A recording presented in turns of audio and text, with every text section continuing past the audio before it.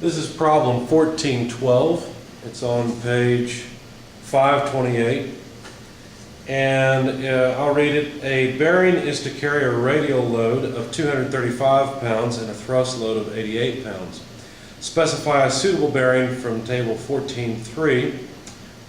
If the shaft rotates at 1750 or 1750 RPM and is to have a design life of 20,000 hours. So our information, or what we've been given, is that the life of the bearing, the design life, is 1750 revolutions per minute multiplied by 20,000 hours, got to make it H, there we go, times 60 minutes per hour. So the hours go away, the minutes go away, and the design life of this particular application is 2.1 times 10 to the 9th revolutions. Now, the issue that we have at this point is that we have not only a radial load, but we have a thrust load. So we have to account for both of those and calculate an equivalent load that combines somehow that radial and thrust load. And the equation we'll use is P, the equivalent load, is equal to VXR plus YT, where R is the radial load, T is the thrust load, and you probably know by now this is an iterative solution to select a bearing using this method, but we'll go through it. If you have your book, go back to page,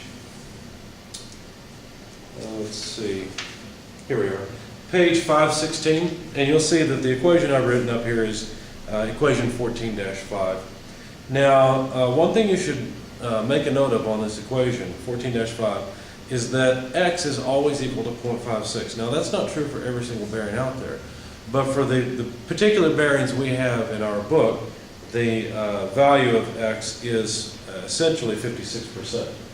Now, the V is a factor that depends on whether the inner or outer race rotates. If the inner race rotates, which is the normal case of essentially a live shaft, then V is equal to 1. But on the other hand, if the outer race rotates, and so you essentially have a dead shaft, the inner race is still, then the factor V is 1.2. In our case, it's not clearly specified. I'm going to assume that they intended for the inner race to rotate. Since X is 0.56, we'll just go ahead and plug that in. The load R was given and was 235 pounds, as I recall. Let me verify my sheet, because I'm working from a sheet for the 4th edition. Of course, we're into the 5th edition now. Yeah, 235 pounds. Plus Y. Well, what is Y? Y is a factor that you find from table 14.5 on page 517. However, Y depends on the particular bearing that you select, because it depends on the ratio of the thrust load to the basic static load rating of the bearing. So what we have to do is begin with a reasonable value for Y, select a bearing, go back through, verify that we've selected or we've chosen a reasonable value for Y, and then iterate that way. So the classic case is to assume that Y is 1.5.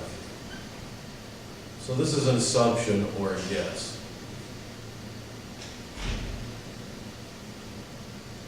And of course that will change. The thrust load was given as 88 pounds force.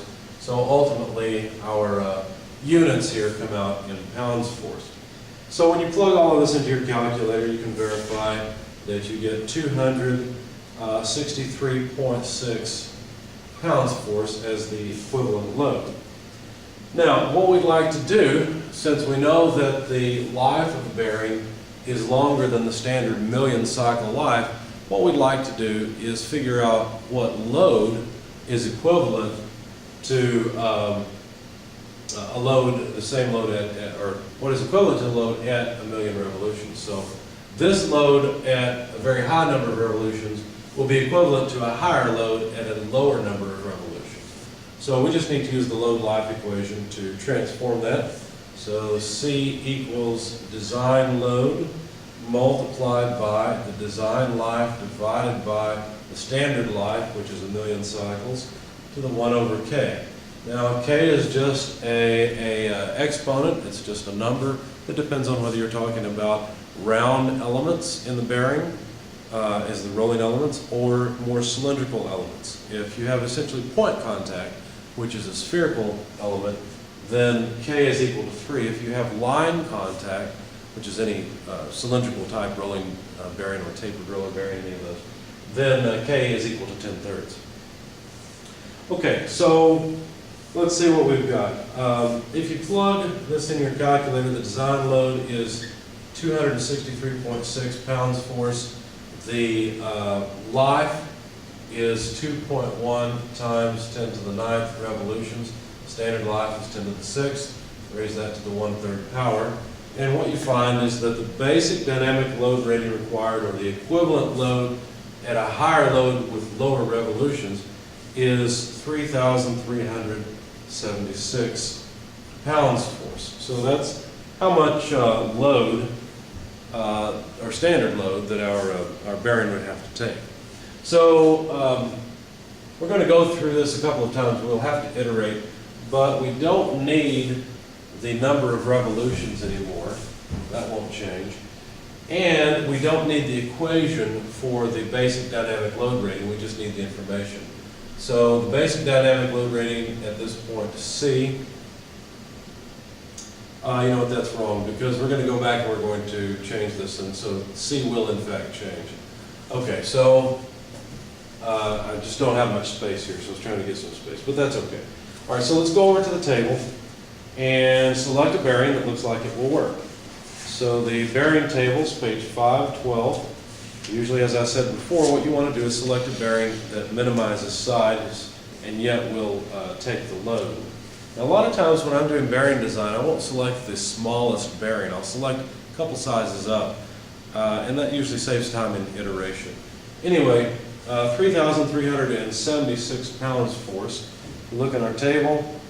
The first bearing that would actually accommodate this load looks like it is the 6304 at 3,575 or 3,575 dynamic load capacity.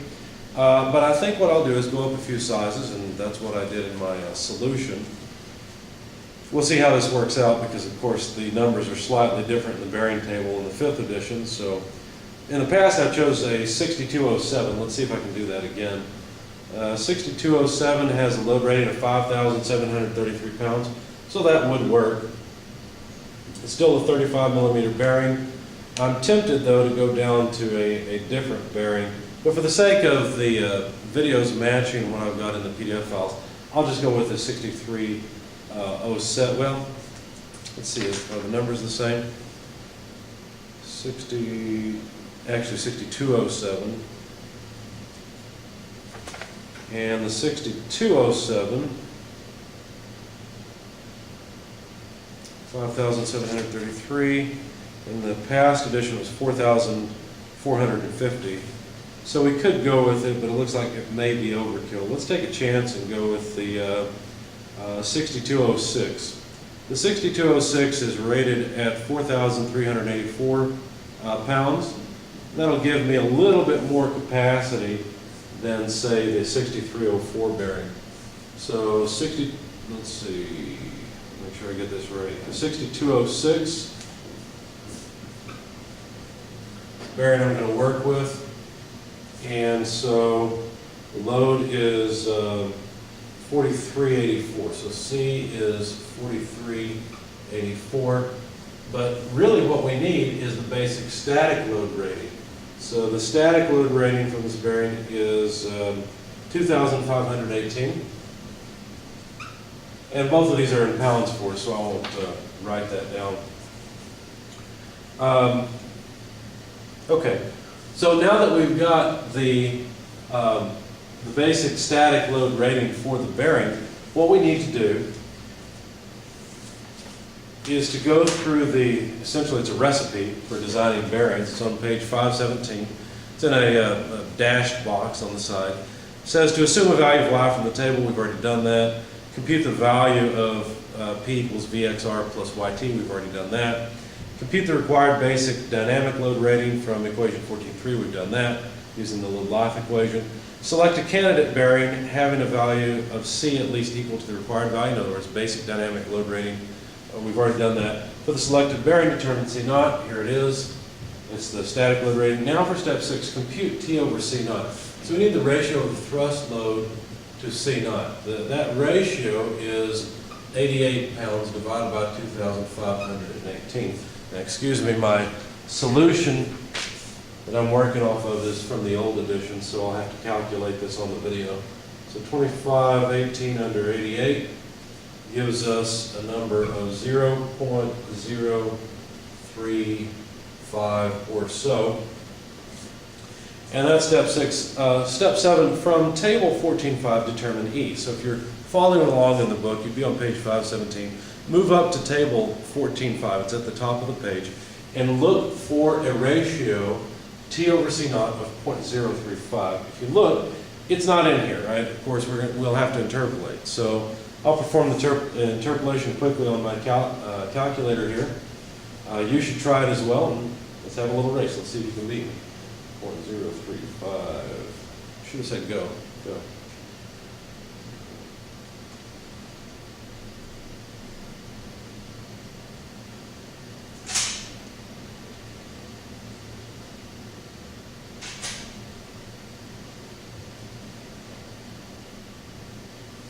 Okay, it looks like the value of E then comes out to 0.23 based on this value of T over C naught of 0.035.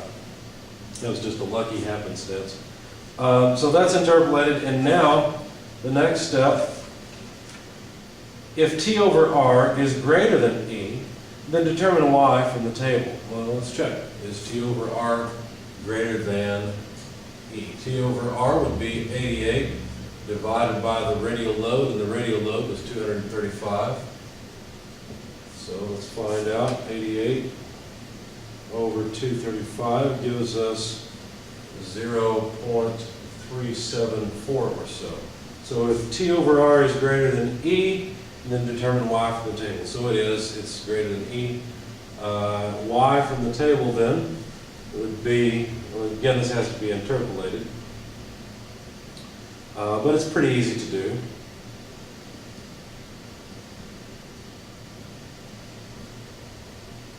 Let's see, so that's 1.92 is what I got. So Y, where can I put this?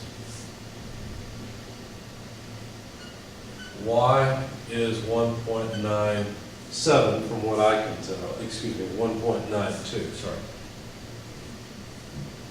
So there's 1.92. And then the procedure says, if the new value of Y is different from that assumed in step 1, repeat the process. Okay, fine. So basically the condition of what's going on here is we're trying to decide, or the recipe is deciding whether or not the thrust load is worth taking into account. If it's less, if T over R is less than E, then you simply calculate the effective load as just a pure radial load. You neglect the thrust load. But in our case, the thrust load is significant, and so Y is 1.92. What does that do? Well, that changes this value, so that Y is no longer assumed. It's 1.92. And that will change the equivalent load. In fact, it will increase the equivalent load. Hopefully we'll have enough bearing capacity where we won't have to change the bearing. But we'll find out in a minute.